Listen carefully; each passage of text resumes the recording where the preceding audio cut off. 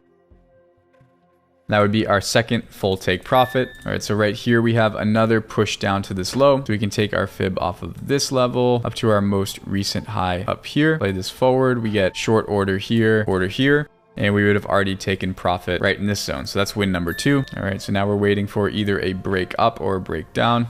Okay, so now we have that low broken. We go to our most recent high up here. Short right here, full profit again. Okay, so we have our New York session here. Low broken, low created. We got short right in here, short here, full profit. So now we have a new high created over these highs. Moving average is now turning green. Buy order here. Out for full profit. Okay, another new high created over this high. buy order here, out right here for full profit. So technically we have a new low here, but we're about to enter into the New York session. So we need to wait for that session to end. Session's over. We have a low established here. Take profit right here. Another win. New York session, chopping around. Direction established. All right, short here, full take profit here. Another win right in here. Previous high, low pushed down. Full profit. We have our session high and low. Price breaks once again below this point. So technically this was during the New York session. Short here, short here, short here. Full profit would be right here. Probably wouldn't have taken that trade anyways. All right, so we got the New York session.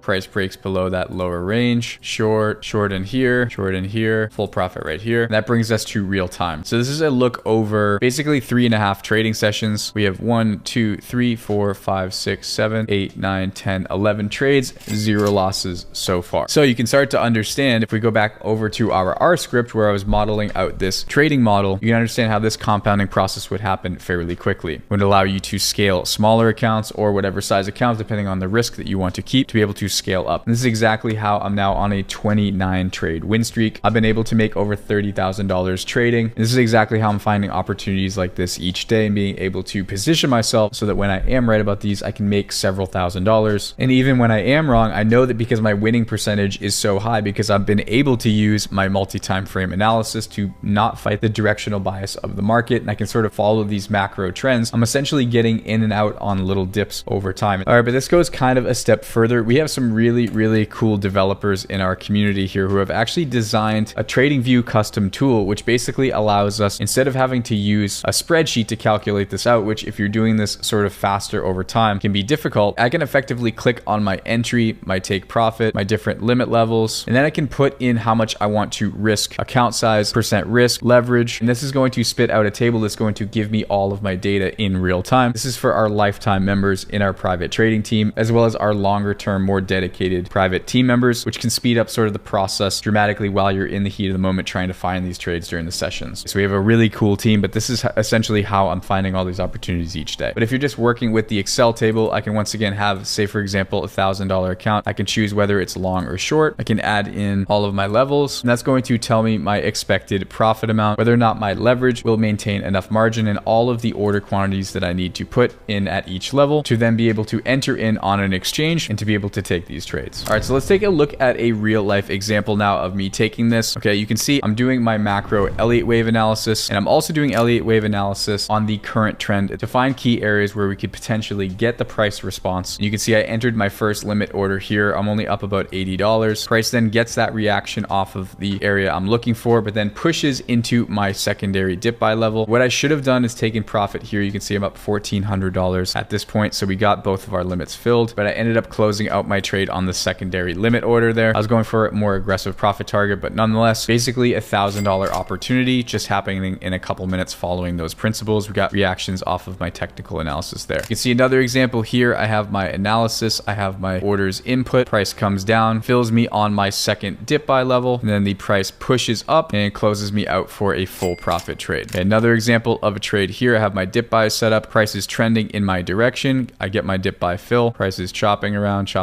moving up. I'm up $1,700, and then price comes up, gets me out a little bit early before my take profit, and then we just get an absolute explosion in price, which would have been nice to catch, but you can see the point. The trade went through and the trend continued when we dip bought into that area. Okay, another example here. We have a new high over our New York session. Price comes down, fills my secondary dip buy level. All right, you can see price is pushing up here, and price pushes up and gets me out for a full profit trade here. All right, and there's tons of more confluences in technical analysis that I use to keep my win rate high. Okay, this is stuff that we talk mostly about on the private side of our trading team, where we dive into putting the repetitions in here, but this is the level of consistency that we shoot for with our private team traders. And you can see we had a nice response off of Project Mayhem, making $7,800 on his trades, which is amazing. 6 wins, 0 losses from Nico Music here, using his deeper understanding of trading and being able to tackle the markets like this. Private team members hitting 14-day win streaks, being able to maintain consistency to be able to sort of create that income generating machine for themselves. Okay, but I wanted to share this this information with you guys and sort of walk you through the process that I follow each day to be able to follow the macro direction of the trend, trade in the direction of the market, and be able to find these $1,000+ opportunities several times in a session. Once again, if you want to add all these tools and be able to play around with it yourself, follow me on Instagram, DM me the word tools, and I'll send over a resource for you guys to be able to download that and use it on your trading view. Check out the Discord as well. We have a whole entire trading community with resources, different classes going over all sorts of different trading strategies. If you're still here, make sure you hit the like button on the video, subscribe to the channel if you haven't done so already and you want to be notified when I drop new videos. Let me know in the comments what you thought about this video, and until next time, I will see you all in the next one.